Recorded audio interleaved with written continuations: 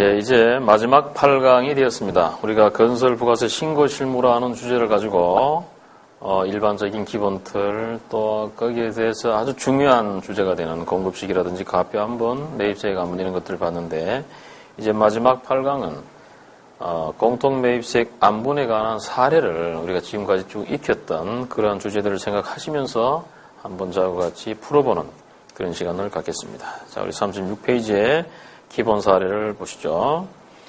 기본 사례, 도급 현장.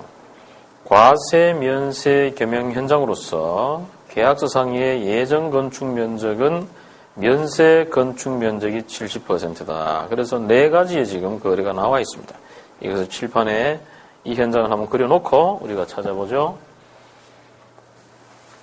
우리는 갑사가 아니고 여기서는 을사입니다. 그죠? 우리의 을사가, 시공사인 을사가 이 도급을 맡았는데 알고 봤더니 이 안에는 70%만큼은 면세, 즉 국민주택 건설 현장이고 나머지 30%는 과세, 국민주택 기타 초과하는 여러 가지 상가라든지 그런 것들에 대한 건축공사 영역을 맡았다. 도급을 맡았다. 뭐 그런 현장이죠. 이제 우리 을사가 외부로부터 자료를 총 나와 있는 걸 보니까 네 가지를 받았습니다. 한 가지가 철근을 사왔고, 또 한 가지는 조적 하도급을 줬네요. 그죠? 하도급을 맡겼고, 또 하나는 중기를 또 빌렸네요. 중기 임차도 했고, 그리고 접대할 일이 있어서 카드로 접대도 했습니다. 120만원짜리니까 이것은 뭐가 들어가야 되겠습니까? 지출 명세가 반드시 회사에 구비가 돼야 되겠네요. 자, 그러면 이 네 가지 가운데 이것이 과면세가 갇히는 겸용 현장이니까 겸용 현장은 공통 매입세액이 발생하겠지. 전부 다냐? 아니고, 그죠? 1번 뭐라 그랬습니까? 직불공제를 날려라. 내기는 직불공제가 뭘까요? 여러분, 직불공제 접대비 직접 날려버리고, 두 번째, 실지기속에 따라서 한번 쪼개보자. 실지기속에 따라서 쪼개보자 이랬습니다.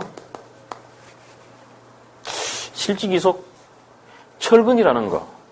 철근을 지금 5억을 가져왔는데 이 철근이 이 면세 아파트 짓는 데 들어간 건지 과세 아파트 짓는 데 들어간 건지 그것을 실지 기속에 따라서 구분할 실익도 없고 할 필요도 없는 거죠. 이건 잘 모르겠다. 얘는 공통이겠네. 중기 임차 얘도 마찬가지죠. 근데 문제는 하도급입니다. 하도급업자한테 지금 전문 면허업자한테 10억이라는 조적 면허를 갖고 있는 이자한테 10억이라는 하도급 용역을 줬습니다. 그러면 이것을 다시 한번 생각하면 우리 을이 이 하도급 계약에서는 다시 갑이 되고 얘가 을이 되죠. 그죠? 그럼 을이라는 건설회사가 얘도 전문 면허를 갖고 있으니까 건설회사가 10억이라는 공사를 하는데 이 회사 것처럼 한번 그려보죠. 우리가 지금 원청업체가 아니고 하청업체라고 하면 내가 하청업체다. 그런데 갑이라는 원청업체한테 내가 10억이라는 하도급을 받았는데 알고 봤더니 70%는 면세고 30% 과세더라? 이건 뭐예요? 을이라는 회사 입장에서도 뭡니까? 과면세 겸용 현장이죠. 역시 과세 표준에 안분이 나타날 것이다. 그럼 10억이라는 돈을 내가 을 갑사한테 돈을 받으려고 청구하려면 어떤 식으로 교부해야 될 거냐? 10억에 대해서 몽창 다 세금 계산서를 교부할 거냐? 아니죠. 그죠? 10억 가운데 나도 건설업자니까 나도 국민주택 건설 영역을 하니까 7억은 계산서로 3억에 대해서는 3천만 원만큼은 세금 계산서로 이렇게 청구를 하게 될 겁니다. 이렇게 받은 건설 을사 입장에서 받은 파란색 매입세금 계산서 3억에 3천짜리는 공통 매입세액일까요?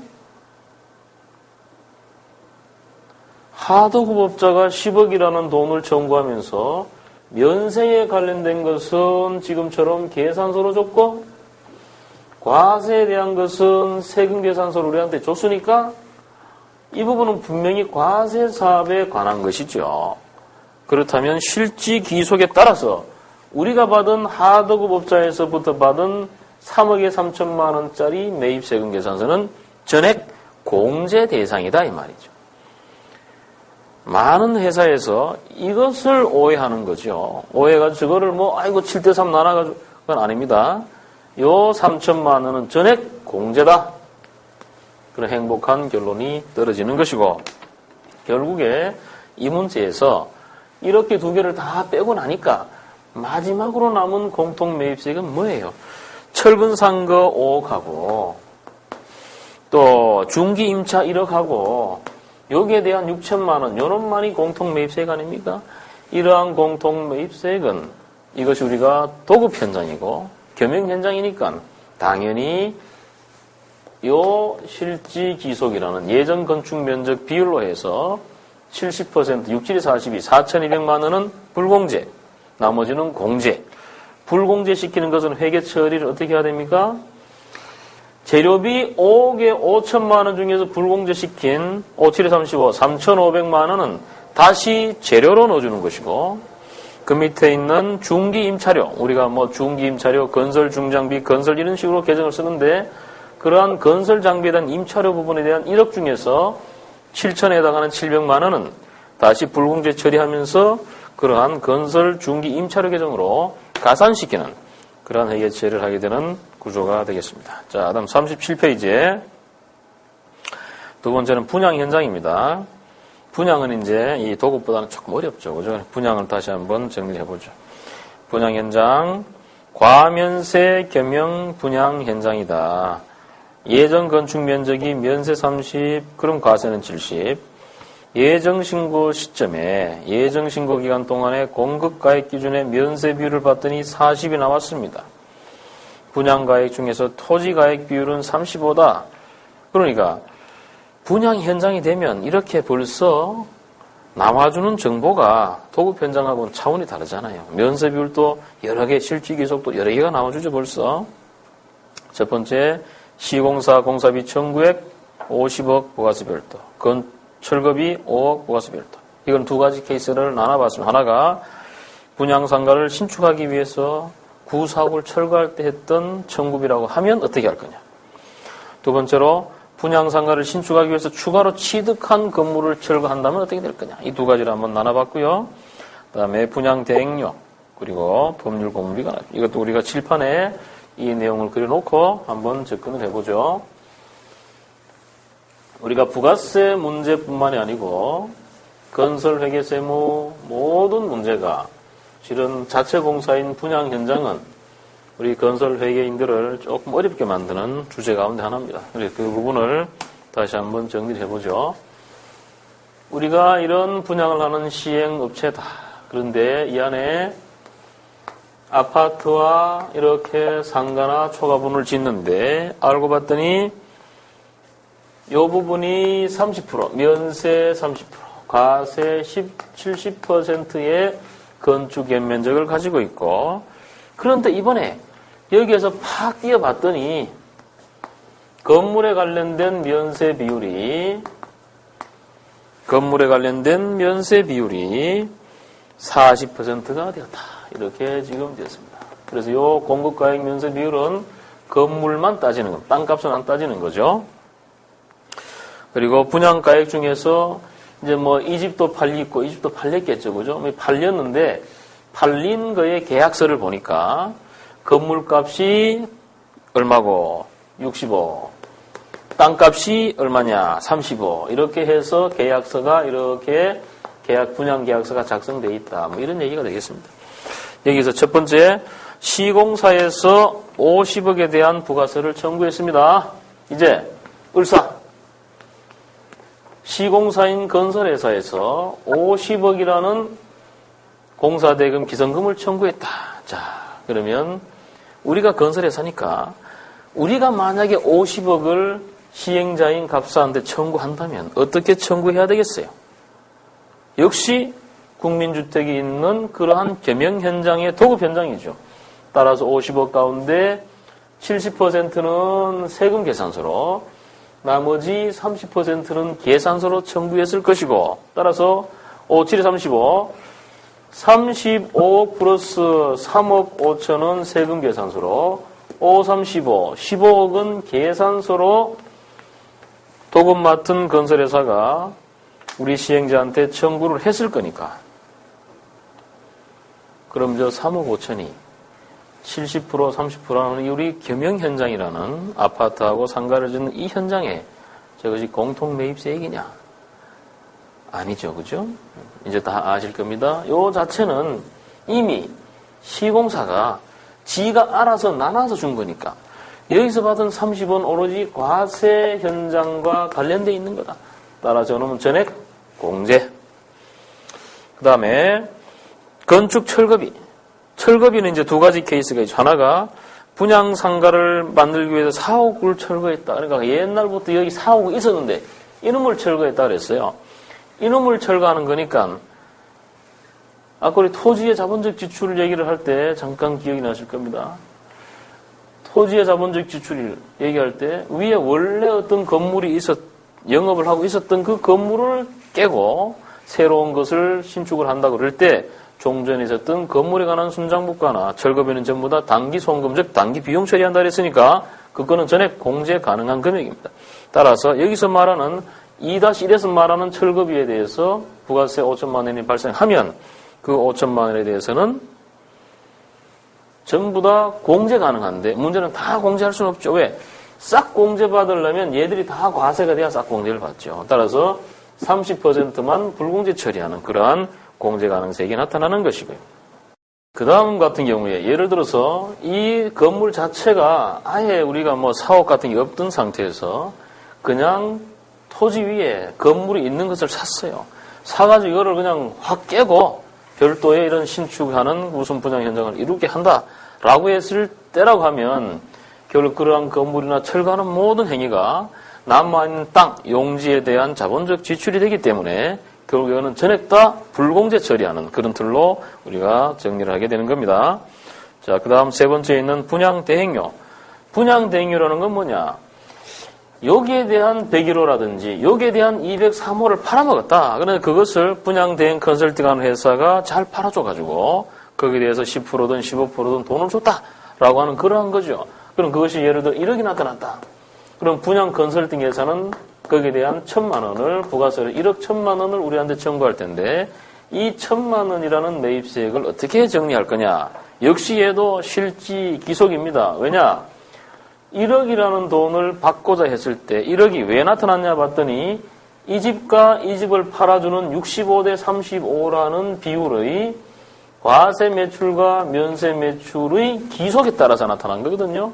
따라서 35%만 불공제 처리하는 것이고 마지막에 법률 고문료가 1,000만 원의 부가세 별도가 나타났다. 무슨 소송비라든지 사업 시행에 관한 여러 가지 법률 문제가 발생할 수 있겠죠. 이 발생한 숫자는 어떻게 할 거냐? 이것도 우리가 실질기소를 따져봐야 돼. 무조건 뭐 공통매입세이다. 이건 아니죠. 잘 따져봐서 야, 그거 말이야. 알고 봤더니 땅을 이래 샀는데 옆집에서 막 땅에 대해서 시비가 붙어가지고 말이야. 어렵더라. 이 땅에 대한 시비를 끄기 위해서 소송을 했다. 라고 하면 전액 불공제인 것이고요. 그죠? 건물을 짓고 있는데 아이고 옆집은 일조권이니 뭐지 막 들이대가지고 너무 힘들게 싸웠다. 그렇다고 하면 이 건물과 땅을 파는 전체 행위에 대해서 우리가 공통매입세액으로 접근을 할 수 있는 그러한 케이스가 각종 사례에 따라서 나타나는 겁니다. 그래서 무조건 이것은 뭐 공통이고 이것은 뭐 면세고 그런 건 없다 이 말이에요. 현장별로 잘 따져서 우리가 정리를 해야 되겠습니다. 자, 그리고 이제 38쪽부터 한 3, 4페이지에 나와 있는 이 중요한 사례가 우리 이 건설 회사에서 공통 매입세액을 안분하는 마지막 이 강의에서 이야기하는 그 주제가 될 텐데 이것을 우리가 정확히 정리할 수 있도록 여러분들이 조금 집중을 하셔서 같이 한번 검증을 해보도록 하겠습니다. 예정 및 확정분 정산 방식이다. 이 얘기는 예정 신고 때 이렇게 불공제를 받았다가 확정 신고 때 이렇게 통상 정산하는 그러한 틀이 되겠습니다. 자, 기본 사례 시공사, 전문건설사, 시공계약서 위에서 과면세 비율에 따라서 과세 비율은 세금 계산서로, 면세 비율은 계산서로 이렇게 수치를 했다. 그럼 뭐겠어요? 건설회사 면을 갖고 있는 시공사로부터 받는 자료들은 전부 다 실지기속으로 계산서는 아예 빠지고 세금 계산서는 전액 다 공제다. 막 그런 얘기죠. 선택사양, 요즘 같으면 뭐 발코니 정도 되겠습니다. 옛날에 옵션, 선택사양 공사비는 전부 국민주택 초과에서 발생한다. 그랬으니까 국민주택 초과에서 실지기속이 분명히 나타나니까 전액 공제 대상이 되는 것이고, 세 번째로 분양가는 7대3인데 예정 건축 면적은 6대4다. 이러한 정보가 주어져 있고요. 사례 제시되는 면세 매출은 전부 다 건물 분양가로 한다. 즉 면세에 관한 공급가액은 땅값은 빼고 건물값만 나타나줬으니까 그 건물값에 대한 정상적인 공급가액 비율, 면세 비율을 계산하면 된다. 뭐 그런 이제 어떤 틀을 만들어줬습니다. 자료 1을 보면 예정신고와 확정신고 때 시공사, 전문업체, 설계, 자재기 쭉 나와 있는데 그걸 하나씩 한번 공제인지 불공제인지 한번 쭉 훑어보도록 하겠습니다. 시공사한테 매입세금 계산서를 10억에 1억을 받았다. 그럼 얘는 어떻게 되겠어요? 추정을 해보면 시공사라는 회사가 어떤 형식으로든 기성을 청구했는데 그 중에서 세금 계산서를 10억 줬다면 그 회사는 세금 계산서를 10억을 주면 계산서 얼마를 줬겠어요? 기본 사례 3번을 보면 예정 건축 면적 6대4니까 세금 계산서가 60%에 해당하는 것이 10억이면 계산서도 그 퍼센트만큼 준 거죠. 그래서 10몇 억을 청구한 거예요. 그 중에서 세금 계산서를 10억 받았으면 당연 100% 공제다 이 말이지. 마찬가지 논리로 전문 건설업체도 전부 다 100% 공제입니다. 설계비, 국민주택 건설 용역에 관한 것은 당연히 계산서를 접수했기 때문에 여기에 있는 설계비는 좀 더 초과분입니다. 따라서 이것도 전부 공제고, 자재 매입 순수 공통매입세, 기타 경비 공통매입세, 분양 방금 우리가 보셨던 사례처럼 이거는 토지와 건물가를 나눠서 토지분 건물 귀속에 따라서 토지 포션은 불공, 건물 포션은 공제 이렇게 나가는 것이고, 지급수수료 마찬가지, 감리 이거는 전부 다 정상적인 공통매입세, 접대비. 접대비라는 건 기본적으로 직불공제죠. 그죠? 옵션은 전부 다 국민주택 초과에 관한 옵션 공사비이기 때문에 전액 다 공제다. 이렇게 따져보면 예정과 확정신고에서 나타난 공통매입세액은 39페이지 중간에 보시면 예정신고는 5억 8천, 확정신고는 4억으로 이렇게 결론이 나 있습니다. 자, 그러면 예정신고 5억 8천하고 확정신고 4억이라는 그러한 두 가지의 공통매입세액이 산출이 된 이 현장에 대해서 과연 얼마만큼의 불공제세액을 찾아내야 될 것이냐? 그러면 계산해보죠. 예정이 5억 얼마고 확정이 4억이다. 이렇게 지금 나와 있다. 라고 하면 5억 8천이고, 이렇게 하면 제일 첫 번째 케이스가 예정신고 기간 동안에 과세 매출 20억, 면세 20억입니다. 그러면 예정신고 기간 동안에는 면세 비율이 분자가 면세 매출 20억, 분모는 20 플러스 다시 과세 매출 20억 해서 면세 비율 50%네. 그럼 예정신고 때는 5억 8천 곱하기 0.5 해가지고 그 금액만큼 2억 9천만큼이 불공처리가 됐을 겁니다. 그러면 확정신고가 왔다. 그럼 확정신고 때는 어떻게 할 거냐 그랬더니 확정신고는 면세 비율이고 뭐고 전부 다 과세기간별로 통산해서 정산한다 그랬으니까 확정신고 기간 동안에 정산할 총 공통매입세액은 두 개 합치면 9억 8천입니다. 그죠?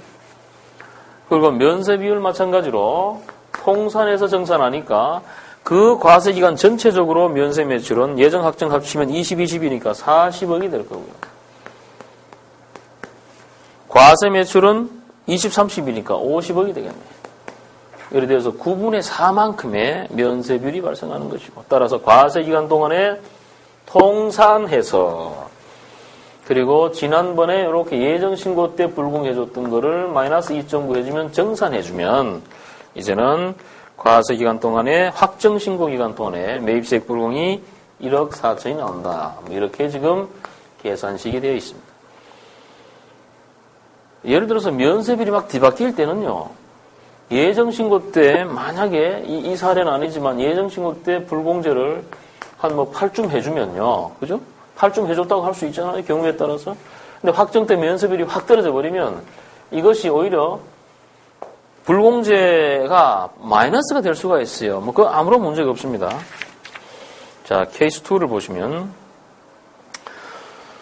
예정신고 때 과세가 0이고 과세가 0이고 이거 하나만 0돼도 공급가액 비율에 의한 면세비율은 계산 못하죠. 그런데 이건 예금 0이다. 점 0이다. 또 어떻게 할 거냐. 이때는 원칙에 따라서 이게 지금 집을 짓는 거니까 예정 건축 면적을 쓰라 그랬습니다. 예정 건축 면적이 얼마냐 봤더니 면세 비율이 예정 건축 면적은 6대 4입니다. 그래서 5억 8천에다가 곱하기 0.4 해서 불공제를 찾는 것이고요. 근데 확정 때도 역시 예가 없습니다. 그렇다면 그때도 역시 0.4를 써서 불공을 처리해야 되겠죠. 여기서 이것처럼 한 과세 기간을 다 갔는데 제1기준인 공급가액 기준의 면세비율이 나타나지 않으면 요 지금 9억 8천에 대해서는 나중에 준공되는 시점에 확정된 공급가액, 확정된 예정 건축 면적이 실제로 확정되는 실제 건축 면적 비율로 정리해 줘야 된다. 이런 결과가 나타나겠습니다. 자, 케이스 3은 예정 때 분자와 분모 가운데 봤더니 예정이 면세는 20인데 과세가 없어요. 이래도 공급가액 기준은 못 씁니다. 따라서 면적 기준 0.4로 해서 예정은 해주고 확정 때 봤더니 확정 때는 공급가액 중에 면세는 없는데 과세가 10이 생겼죠. 얘가 10이 생겼어요. 그러니까 예정 확정 각각 보면 하나는 0이고 이쪽도 0이니까 다 못 쓸 것 같은데 예정 확정 합쳐서 한 과세기간 봐버리니까 면세와 과세가 나타나잖아요. 그러면 얘는 이제 한 과세기간에 있어서는 면세비율이 공급가액 기준도로 나타나는 겁니다. 그래서 67%인가요? 66.6% 이래 되겠죠. 그죠? 이래 되면 마찬가지로